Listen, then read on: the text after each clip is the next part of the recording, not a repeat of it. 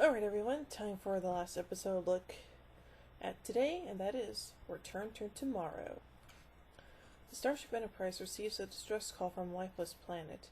Upon arrival, a telepathic being named Sergeant addresses Kirk and Spock as my children and insists they beam down to the planet. Sergeant is very specific about the composition of the landing party, disabling the ship's power when Kirk refuses to bring Spock, and giving Dr. Ann Mulhall falsified orders to report to the transporter room. The destination coordinates are beneath 100 miles of solid rock. Kirk dismisses concerns about the safety of the party, asserting that if Sergeant had wanted to kill them, he would have already done so. Kirk, Spock, Mulhall, and McCoy beam to a subterranean vault. Sergeant prevents their armed accompaniment from dematerializing. Sergeant greets them as a metallic sphere on a pedestal. He explains that he and two other spheres are the last survivors of their race. Their essences, stored in these metal orbs, have existed here since their planet was devastated by war 500,000 years ago. They once had physical bodies, but evolved into beings of pure energy. Kirk asks why Sergeant refers to them as children, and Sergeant explains that the races of the Federation may be the descendants of his people, who colonized the galaxy long before their planet succumbed to war. Sergeant transfers his mind into Kirk's body and Kirk's mind into the sphere. McCoy realizes that Kirk's metabolism and temperature are rising to dangerous levels.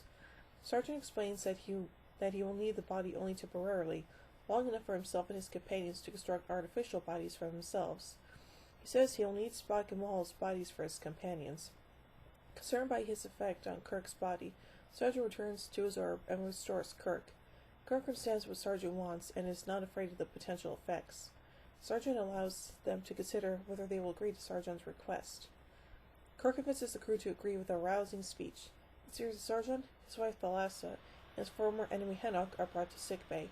McCoy supervises as Sergeant takes Kirk's body again, and Thalassa and Henoch take Mulhall and Spock's bodies, respectively. The strangers are happy to experience physical bodies again. After they are forced to relinquish the bodies due to the metabolic strain, Henoch instructs Chapel in preparing a serum that will strengthen the host bodies. Manufacture of the synthetic host begins. Kirk's body seems to weaken faster than the others, but Sergeant requires additional doses of the serum. Henoch tries to tempt Thalassa into keeping their living host's bodies, because the android forms will be incapable of sensuality. Ooh. She tries to convince Sargon, but he collapses. McCoy declares that Kirk's body has died and Sargon is gone. He is able to revive Kirk's functions, but has no way to restore Kirk's mind. Thalassa offers to restore Kirk in exchange for McCoy's complicity in usurping Mulhall's body permanently. When he refuses, she assaults him telepathically, but as he writhes in pain, she relents. She hears Sargon's telepathic voice. He is using the ship itself as a temporary body. Dum dum dum. She explains to McCoy that Sargon has a plan, then locks him out of sickbay. When he is able to open the doors, he finds that Kirk and Mulhall have been returned to their bodies. Yay! The spheres have been destroyed, including the one that still held Spock. Sergeant says that this was necessary, and asks McCoy to prepare a lethal injection for Henoch, who was taking control of the bridge and is torturing the crew. Henoch prevents McCoy from injecting him, and telepathically commands Chapel to use the compound on McCoy. She pretends to comply, but then injects Henoch. Henoch boasts that he could transfer to another body, but finds he cannot. He pleads with Sargon to let him escape death, but Spock's body collapses. Thalassa and Sergeant, both using the ship as host, destroy Henoch's essence as it escapes Spock's body. Sergeant says that he could not allow the deaths of the people who helped him. Spock and Chapel's bodies glow, and Spock leaps up from the floor. Sergeant reveals that the injection he requested was not lethal. It was important that everyone believe it was so to fool Henoch, so that he would try to escape Spock's body. Sergeant had transferred Spock's mind into Chapel, where Henoch would not think to find it.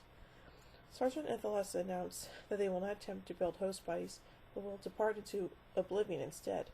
They make a final request, to be allowed to occupy Kirk and Mulhall's bodies one last time so they may share a final kiss.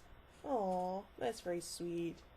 Well, a pretty solid story overall. I give Return to Tomorrow 3 warp cores out of 5.